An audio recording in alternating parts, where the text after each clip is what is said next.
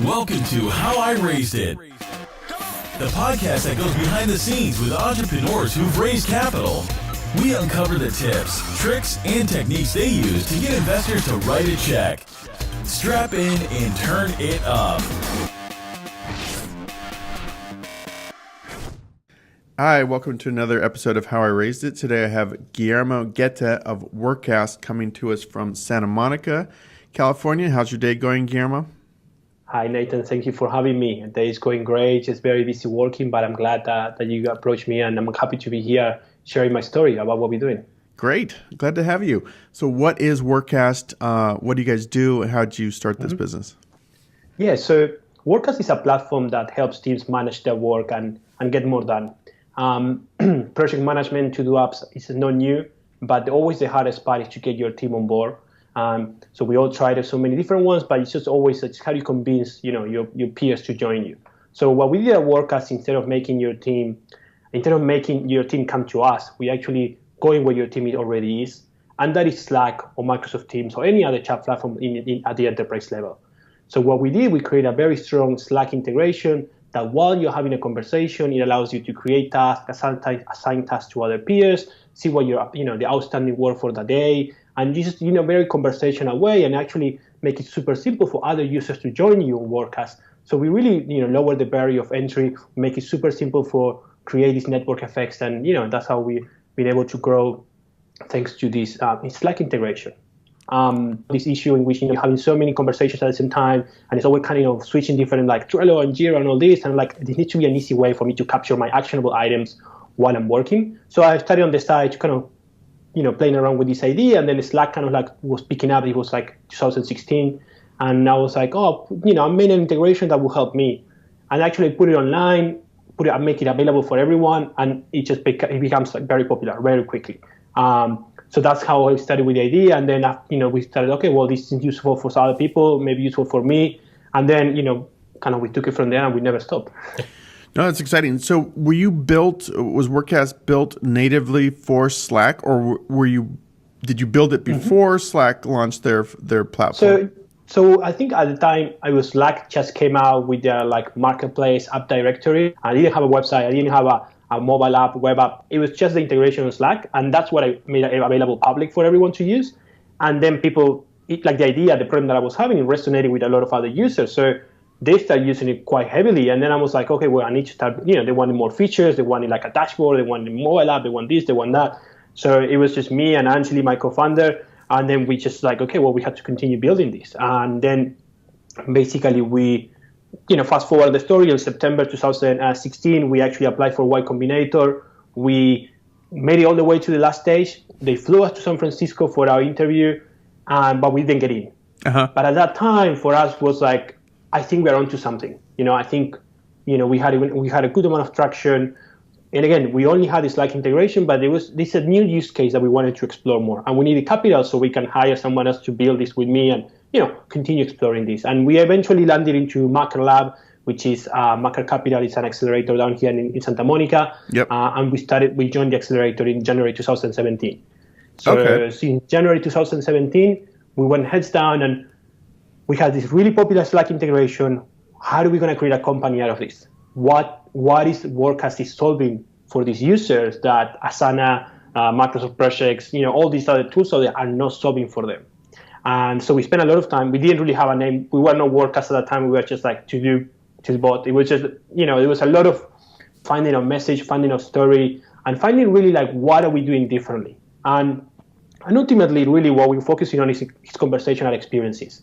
And the reality is that, Slack, Microsoft Teams, Stride, Facebook Workplace, there's all these new chat platforms, chat experiences in the enterprise, and people are interacting with software in a way that they haven't done it before. They wanna have a conversation, and they wanna have access to the information right there, right now, to what it makes sense for that particular moment. And with millennials joining the workplace, the workplace chatting interfaces, they're just not gonna go anywhere. They're just gonna stay here. And this is just the beginning. We can think about how Workast can enhance a video call. Imagine finish a video call and Workast can tell you, this is stuff that you guys need to work on. Or how Workast can improve a voice call, or all the different communication channels, and how can we help you manage your work in a more effective way.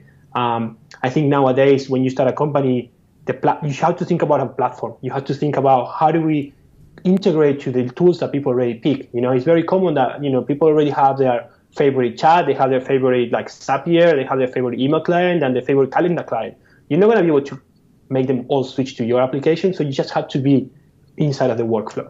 And that's just how we really finding a new sort of use case, and that's how we resonating a lot with users. So, since 2017, we joined Mucker. We have a few thousand of companies active. We finished 2017 with over 50,000 companies using Workast. 50,000? Yeah. Wow. 50,000.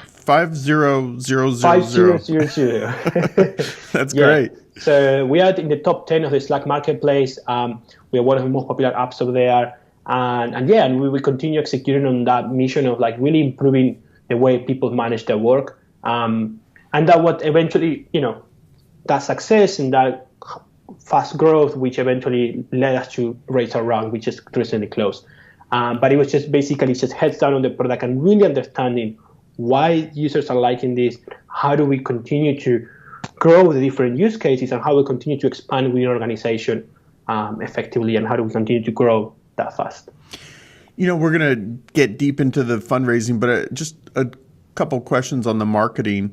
Is most of your, you're in the top 10 in Slack's marketplace, is all your marketing being done there? Is that where all your customers are coming from, or do you have to, do you just sit back and let these 50,000 customers roll in? Yeah. Yes, we I don't want to say that I sit back and see, but yes, we do have a very free organic growth through the Slack marketplace, which is our main customer acquisition channel. Due to the fact that we are such a popular app, there's like this vicious circle in which the more popular you are, the more popular you get, and which really help us. I think ultimately, users may, not just, acquiring the users is just only one part. Then you want to make sure that they stay with you. Then you want to make sure that they actually, if you have a company of 100 people, maybe one user install Workast in their Slack team. But you have to make sure that the other 99 people are finding out about Workast, they're finding it useful too. So yes, we have one problem solved, which is a very hard one, which is like, how do we get users to try our product? The rest of the team members know about it. So that's where we really work on this integration aspect, because the reality is like, I can build the best task management app in the world, but that's not going to make me successful. What is going to make us successful is just to really be embedded in the user's workflow, be embedded in their communications, and just making a very seamless experience. Not like a broken, please come to me, do this, and then come back to your other, I don't know if it's clear, but that's really our play, and that's how I see this growing. How many apps are in their marketplace now? So you're in the top 10 out of how many? Do you know? I don't want to, I would say maybe 500 to 1,000. I think they're quite a lot already nowadays in the marketplace. Probably there are some official numbers from Slack, but yeah, there are a lot. Were you very early? Were you one of the first 10 or 20 or 30 in there? Yes. I would say I was probably in the 50, maybe like application between 50 to 100, I would say. And there were quite a few, but not like that many as there are today. So yes, I think that first to market, if you want to call it, that probably was an advantage for us as well. Yes. Gotcha. Okay, so let's talk about raising capital. So did you bootstrap it until you went into Mucker Lab, and then they put in, was Mucker Lab your first money into the company? Correct. Yes, we actually were not even incorporated before we joined Mucker. So yes, we bootstrapped it.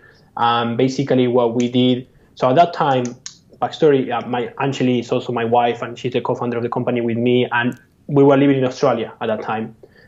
She's Australian. So what we did, so Australia is like San Francisco, like New York, or even part of LA. It's like a very expensive place to live. And if we wanted to bootstrap a company, that's not really the place that you want to do it, because, all your money goes in rent, basically. So what we did was we had saved some money, and we went to live in Southeast Asia a lot and some other countries in Europe. And I'm originally from Argentina. So we moved around in places where our cost of living was like quite low, and allow us to travel a little bit, but also just really keep our costs low and continue to explore this opportunity and the business. And that's how we kind of bootstrap it, savings and just keeping a low cost life. Wow. In Southeast Asia, and then you're Argentina. That's interesting. That's pretty cool. There's a big movement around, like digital nomads and people that live there, place that they live and they go abroad. just to kind of explore opportunities. So I think it's like a trend, like an up-and-coming trend. Still a very small niche, but it's actually when you go out there, there's a tons of people doing similar things. Yeah. Things, even Stripe started that way. Yeah. It's amazing. Some of Founder Suite's people that work for us, Helga, who if you ever go into our chat window, you'll see Helga's picture. She was doing that lifestyle. She was over in Bali and, traveling around. It's pretty awesome if you're able to pull that type of gig. I've got kids, so I can't really do it anymore, but I love that idea. So well, yes. At that time, we didn't have kids. Now I have a 5-month baby, so that's not going to happen anymore. Oh. But at that time, we were just me and my wife, and that. Congratulations. Okay, so Mucker was the first money in, and how much did they put in? Yep. So they did. I think that's not a public information available. Okay. Because the deals depends on the company and the stage of the company, but they normally do a check size between $50K to $200K. So it depends on that. They set you a percentage and a check size. It's not like a standard term for everybody the same. So that's what I don't want to share, just to make other startups uncomfortable. No problem. It is, but it's typical incubator accelerator type of check size. Yeah, exactly. Nothing that we haven't seen, nothing out of the ordinary. And was that program worth it? I mean, you hear about it up here in San Francisco. I don't know too much about it, but I know a few folks who've been through it. Yeah, no. So I mean, I think what we like. I mean, when we didn't make it into YC and we start kind of like shopping around for accelerators, what we like about Mucker was that it wasn't a 3 months program, you break it or die. It's an ongoing program, and you graduate from the program when you raise your seed round. So for us, that was like a big selling point, because I'm like, I may make it in 3 months, or I may not make it in 3 months. It may need 6 months. And so that really resonated with me initially at that time. And I think that was what eventually kind of led us to move into Mucker, because we like it that we can take more time to kind of, it's not like you had your demo day and it's just like, all the stress, and then I don't know what happened after that. Yeah. So that really helped us. And, Will and Eric, our mentors and investors, I think they really, really help us to focus, I think when you start a company, it's like, do you make money? Do you focus on growth? Do you focus on both at the same time?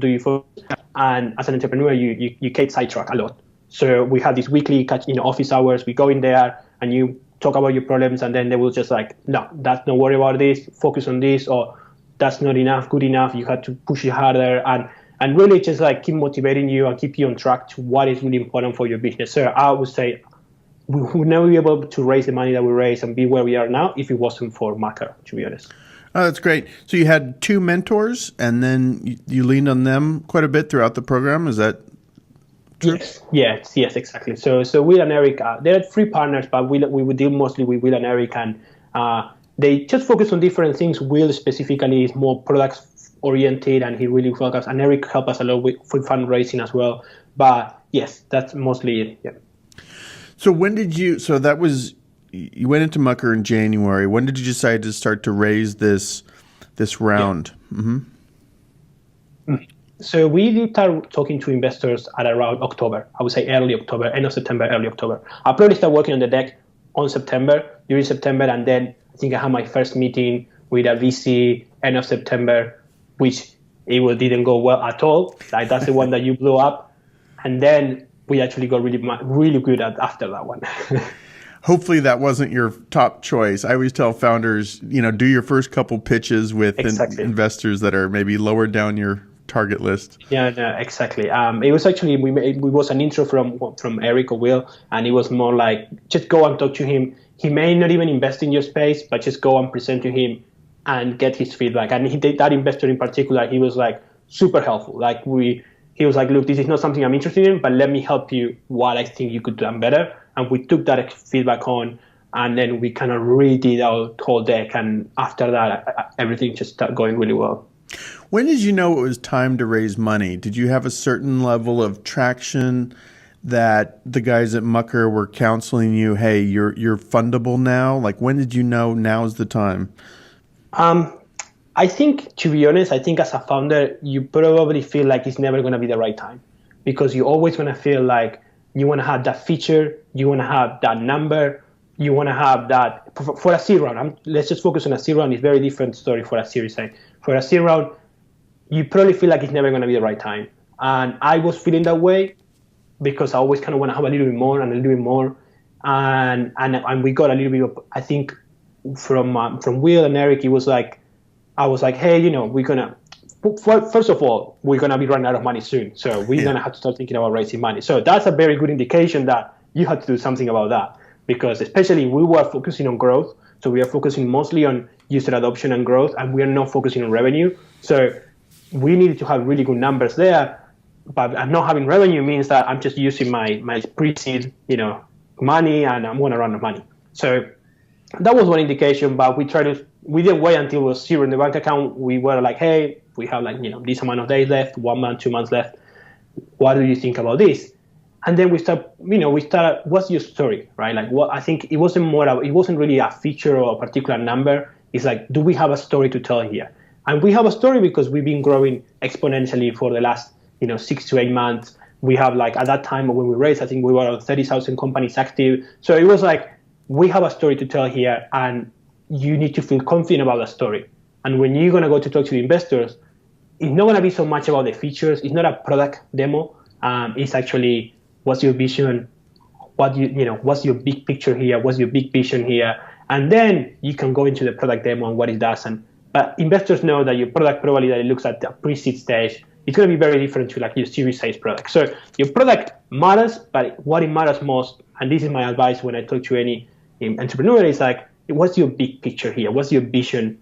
And what actually you're solving? What is why do you think your market is so big? Why do you think it's the right time to raise money, to do this right now? And just your story has to be very compelling. Your product has to go along with that, and then your metrics hopefully prove part of that story. But yeah, that's great. No, that makes sense.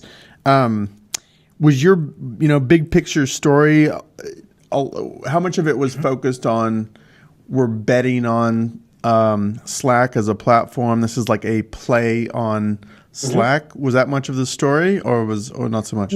I think it was, I would say, one level above that, which is conversational experiences in the workplace, and just the way we are communicating constantly with other, with our peers, and communication channels that are on text and voice and everything, and just how we have so much noise in the workplace, and how do we can improve those communication experience and allow people to manage their work more effectively.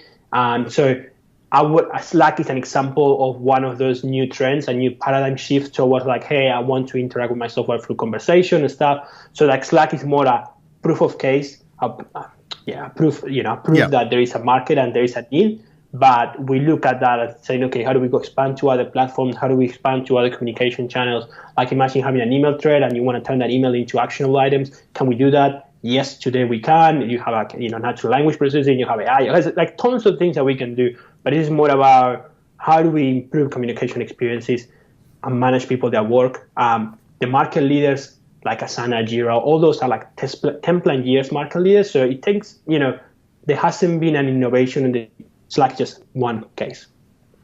Yeah. Awesome. That's an interesting big vision. How about, you said you had about 30,000 active companies. What percent were paid, if you're willing to share? Oh, no, it was pre-revenue. Just actually, we have a payload pipe program, which means that we have a premium offering, and we were taking teams kind of more on application basis, and we were working with them very closely to make sure that the product, our premium offering, fits their needs. So they were paid, but the number of companies they were paid more on the 3-digit number, not on not a percentage that is worth mentioning. It's actually very small percentage of companies that were helping us defining, and still going on today, defining our premium offering. Gotcha. But when you're pitching investors, you had a path to a business model or path to revenue. Exactly. Yeah. Oh, for sure. You need to show that how you're gonna make money. And what happened to us was, for us, we were we consciously decided we with the pre-seed money and the resources that we have, we decided to focus only on growth and making sure that we have a really, really good product. And then we said, how do we make sure that we can make money of this? So we start building a premium product, and we said we start adding teams slowly because we wanted to make sure that the premium product is all right. And when we got really good indications that how much they're willing to pay and how much, we can charge them and all the stuff, then we were like, that's our story. It's more like, hey, we need to raise a seed round because we want to actually continue building this premium product so we can take it to market and we can actually start making money. So for us, our first goal as a seed company is to hit, that million ARR in 1 year, and just, revenue is like the most important thing that we need to do now. But we couldn't not done that if we didn't have a very good, strong top of the funnel and a very good, strong product that grows on its own. So then now we can focus on the revenue aspect. Yeah, that makes sense. Yes, you have to talk about market size. You have to talk about market opportunity, how much you're planning to charge, how much money can you make, and all the things. You need to have a very good understanding of that for sure. Yeah. But your pitch really for that round, were you calling it a pre-seed round or a seed round? What was it? So we call it a seed round. Yeah. A seed round. Yeah. It was really the big picture vision, which I like a lot, the growth story, and then the beginnings of a revenue model, basically. Correct. Got it. That's pretty good. Yeah. Yeah. So who do we have? We had Greycroft, Mucker. Yep. Greycroft led the deal? Capital. Yeah, Greycroft led the deal. Correct. Yes.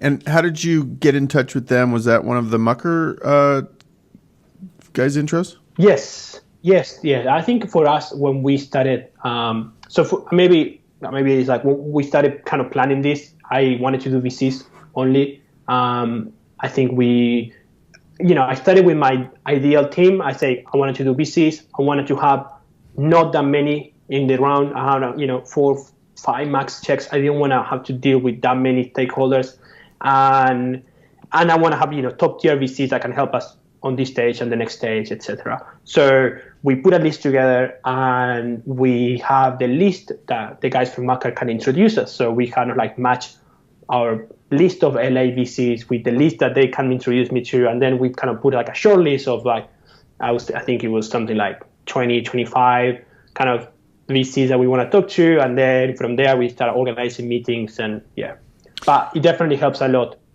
having the Mucker lab, the Mucker introductions, referrals. I think it wouldn't be a very different story if you're just on your own. I mean, just getting those first call intro is very, very hard. So that's probably my other advice. Unless you're a successful entrepreneur that comes from another company that you just got acquired, I think if you're just on your own, bootstrapping, and going for VCs is going to be very, very hard. Like you need to have an introduction from a referral, like someone that is like, very strong relationship with them that is like, okay, I'm going to give you my time, I think. Yeah. Were you only targeting LA, Los Angeles investors? Well, I think as I like being here. I like the Santa Monica ecosystem. I like how the tech scene here is kind of booming a lot right now. And I thought it would be very strategic for us, for our lead to be here in LA. It make it easier to just meet them right away. You just have available, they're just right there next to you, and it makes a lot of sense. And so that's what my wish list was like. Let's just try to get a VC here in LA. Yeah. Yeah. So you had a list of about 25 to 30 targets. Is that right? Probably, yes. Yep. And then was it Mucker able to basically make an introduction to everyone on that list, or did you have to? I think, no, I had about 15. I went through the list before the call, and I think I had about 15 meetings, 15 different meetings. Yeah. Got it. 25 target, 15 meetings, and then, to the extent you're willing to share, did you have a competitive deal? Or did you have more than one VC interested in leading? And if so, how did you choose? Yeah. Yeah, no. I think we did have a bit of I think we did have a bit of a competition. I think when we started talking, we got really good at, people were very interested in what we were doing because we were kind of still, we were in still mode. We didn't not many people know about us, and then we go and we tell the story, and people get really excited about it. And basically, the competition was, I really didn't kind of shop around terms or anything like that. It was more about who is going to make the first move first, and we went very direct about it. And then when that happened, then it was a bit of like, okay, who is going to make the first move? And then when someone makes the first move, then how the other one's going to react to that. And then so there was a little bit of like I wouldn't say we got oversubscribed. I don't want to like mislead, but we did have more attention and more interest than we needed for the round that we wanted to make. And then as you move forward, yes, you kind of start picking how do you want to go. Some people move faster, which is better for them, better for me. Some people take longer, and sometimes that kind of like, okay, well, I already have these terms. If you're going to take another 2 weeks, I can't put all these people on hold, like that kind of stuff. Happened. How much? So you started raising money in October or September, October. Yeah. How long did it take you, and how many meetings were you having? What was the actual kind of day, week looking like? Yeah. No.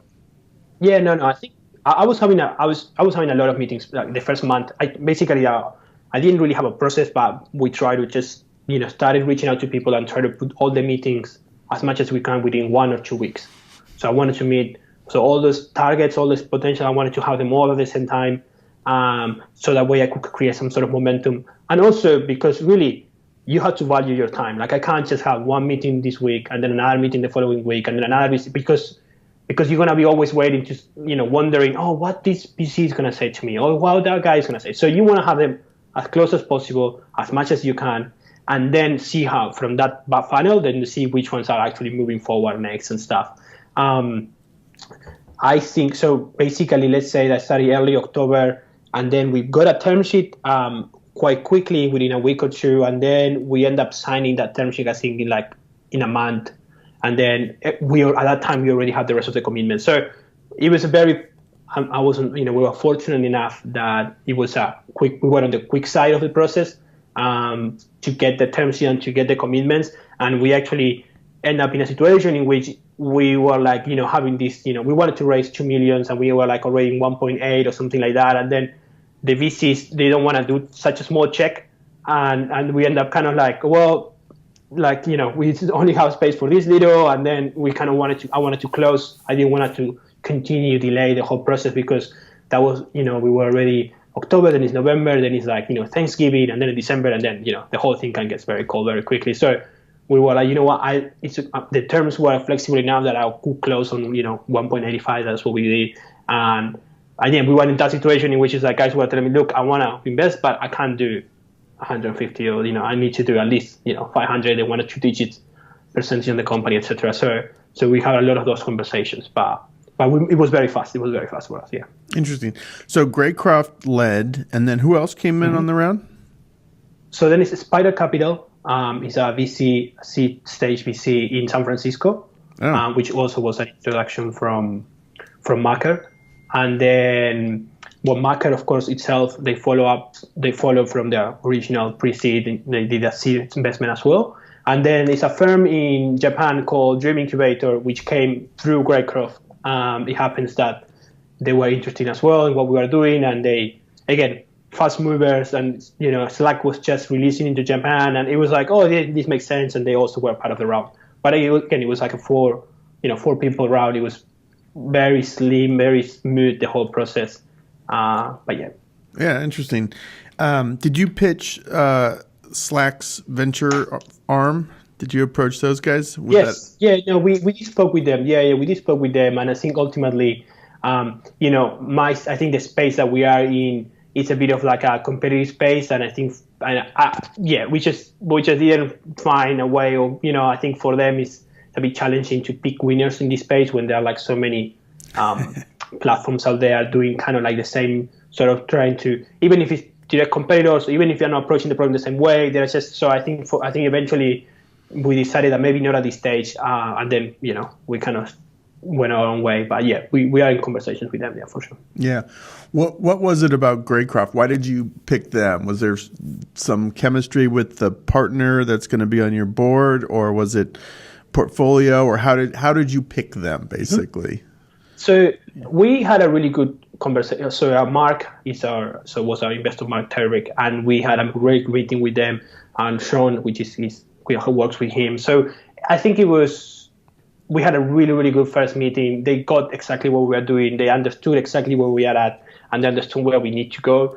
And they give us the confidence that we needed, that, hey, you guys need the money so you can continue building what you're doing, continue executing exactly the way you're doing. and we're going to be supporting you. And Greycroft is a very, it's been around for a long time. They have tons of connections all around the US. They have offices in New York, they have offices in San Francisco. So it's like they're very well connected. They're very well, whatever you need, you just pick up the phone, they facilitate it for you. So for us, it will just have such a strong VC in our bag. It will put us really, give us like the guarantees that we have the good foundation for, whatever comes next and next and next. I mean, Greycroft normally does Series A, an app. So having them on seed, it's just really putting you in a good place for like whatever's going to happen next, how much money cash you're going to need, or anything that's going to happen. So that's for us. Going to meet and conversations don't flow. But I remember with them, I didn't feel like I was pitching them. It was just a conversation. And then they really got it right away. And then they moved very quickly with us. So they value my time, I value their time. It was a very nice sort of like, match, I would just say. Felt good, combination of all those aspects. Yeah, that's good. That's nice to hear. Did you have to give a board seat at the seed round, or are you saving this? So at this stage, no, we haven't actually.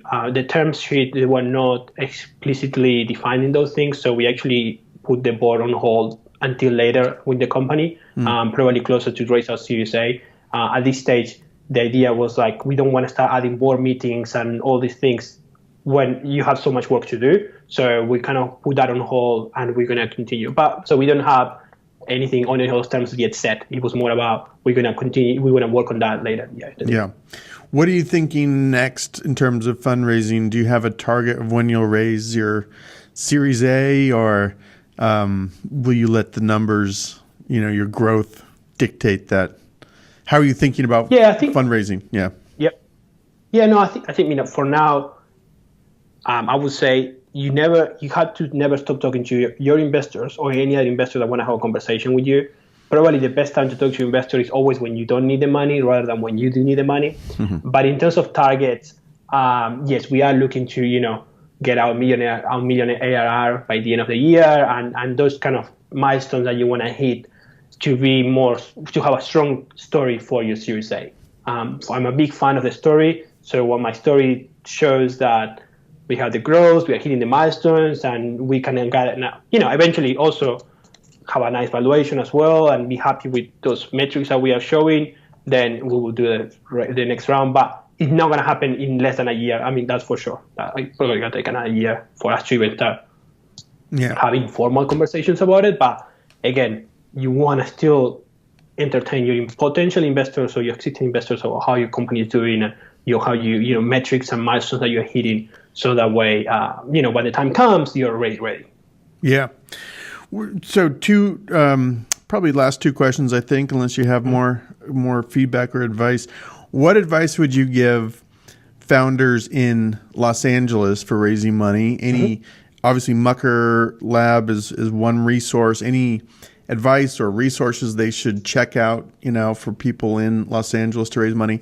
And kind of a corollary to that, as a foreigner, you're from Argentina, your wife's from Australia, any tips for non-natives in navigating the funding landscape in America?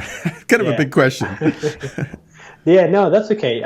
In terms of advice for any LA entrepreneur, I think, to be honest, it's not very far from any advice for any entrepreneur around the US or anywhere. I think investors are ready to invest. Investors have the money, but you just need to. I think it comes to you to have a very strong story for your seed round company. You have to have a very good story, big picture. You need to come in and show the investors, especially VCs, why your company, why your market is so big, why your company is going to solve this problem, what kind of problem, and why now, why you're the right person who's doing this, and why now is the right time to do this. And I can't emphasize enough how important it is to get this story. And one of the things that I also realize is that when I tell these two entrepreneurs, they always try to tell me a story about their product, and they tell me about its features and like this mobile app and this like amazing Slack integration, for example, or the amazing technology that is. And unless your company's technology, the reality is that just doesn't really matter that much.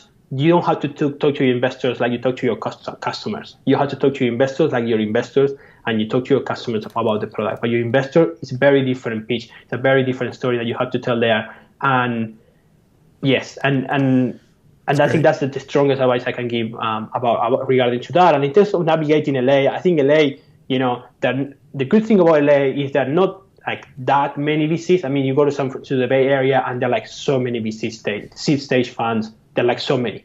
They're everywhere, and I think it's harder probably there to decide which one is the right one and which not. LA doesn't have like that many, so you can probably put them in an Excel spreadsheet. You can easily go to every single website, look at every single portfolio company, look at every single partner, and you can really get your top 10, 15, 20 very easily, which in the Bay Area is a very different story. They're popping out every day, one new C-stage VC firm, so that's much harder. In LA, you can get your list very, very easily and just focus on some of them that makes sense for you. And get interest. Don't try to send them emails, off-call emails or LinkedIn connections. That's never ever going to work. You need those interests, definitely. Warm interests. What would you tell your Argentinian self, years ago? I don't know when you moved here, but what advice would you tell yourself if you were going back in time to when you were still back in Argentina? To be honest, I think, so I relocated in the US in 2011. I actually was working in a company in Orange County, and that eventually was a startup that was part of Star Engine in 2011, Howard Marks from Activision. Anyway, so I've been on the startup scene, on the sort of like an entrepreneur scene for quite some time, but the advice that I would give myself, which I think I executed well, but I would do it again, is like, you just don't have to give up. I think you just have to work hard. The stories that I tell today are only the highlights of the story. We got the term sheet, we got this, the terms and the money, and you close, and that's normally what people hear about, and no one wants to hear your sad stories. But the reality is that there are probably if there are like 5 highlights on the story, there are probably 10 sad low points on your story, and this is a roller coaster of emotions. You start the week thinking, oh my God, I'm gonna close this week, and then you finish the week and you're like, this is never going to happen, this is just going to go nowhere. The amount of work that you have to put on, that it makes you question, like, why I just don't go back to Australia again, go back to Expedia, have my sort of like nice paycheck and don't have to worry about any of this. So or go back to Argentina and live, be with my friends and my family that I miss so much. I think it's like, you got to keep going, you got to continue work hard, and when finally you get to these successful stories, you're going to look back and you will be like, oh, now I understand why all this happens, because it got me to this point, a bit philosophical at the end of the conversation, but I just wanted to emphasize how important it is to continue and focus and work hard. Yeah, no, that's good. That's pretty interesting. It's actually really interesting.